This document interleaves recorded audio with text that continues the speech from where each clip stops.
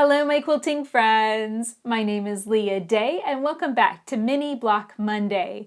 This week's block is another patriotic themed block called the flag. For this block you will need, in a white fabric color, cut 1.5 inch by 3 inch rectangle. Cut 1 inch by 3.5 inch rectangle. Cut 2 1 inch by 2 inch rectangles, and cut 1 1-inch square.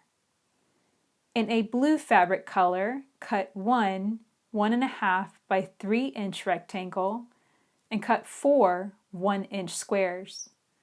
In a red fabric color, cut 1 inch by 2 inch rectangle, and cut 2 1 inch by 3.5 inch rectangles. So we need 4 half square triangles for this block, and the fastest and easiest way to make them is with these rectangles. So take the white and blue 1.5 inch by 3 inch rectangles. You're going to place those right sides together, and first you're going to mark a line right down the middle, and that would be measuring over from the edge 1.5 inches. So mark a line right in the middle. Then you're going to mark diagonal lines from the corner to the middle, just like so. Rotate my ruler around and mark that side as well. Now you're going to take this to your machine and you're going to stitch 1/4 inch only from the diagonal line. So I'm going to stitch down and around, and then I'm going to stitch 1/4 inch from the line on this side and this side. And here's what it looks like when I got that stitched. Now I'm going to grab my pair of scissors and I'm going to cut right along that marked midpoint line. Then I'm going to cut on the diagonal marked line. That will separate out all of my 4 half square triangles. Now take your time finger pressing these seam allowances open and flat. I like to open that up with my fingers first just so it gets nice and flat and crisp, and also you don't really want to take this to your iron and try and dig at it with the tip of your iron. That will really easily distort the pieces, and these are really tiny half square triangles, so you always want to finger press those open first. So once you get them pressed open and flat, you'll trim all of these down to measure exactly 1 inch square. And if you need a little bit help and a little bit more guidance on this, check out my other tutorial at leahday.com/HST.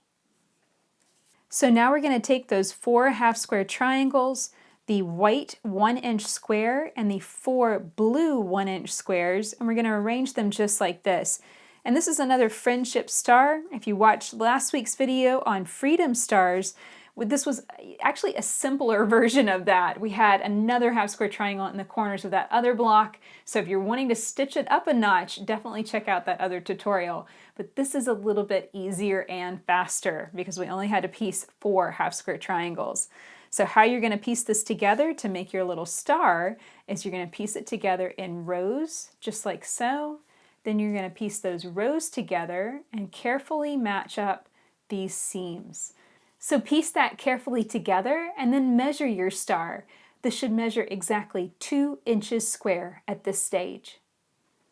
Now we're going to piece the stripes of our flag block. You're going to take the white and red 1 inch by 2 inch rectangles. You're going to piece those together just like this to create this unit. This should measure exactly 2 inches square. Now you have some longer stripes to put together too. These are the red and white 1 inch by 3.5 inch rectangles. You're going to piece these together as well. Once you get that piece together, it should measure exactly 2 inches by 3.5 inches. So we're ready to put together the flag block. You're first going to piece the star to this set of stripes. Piece that together, press the seam allowances open, and then piece the stripes on the bottom up to that part. And this is what it will look like when you get it all pieced together. This flag block will measure 3.5 inches square at this stage and 3 inches square when you piece it to other things.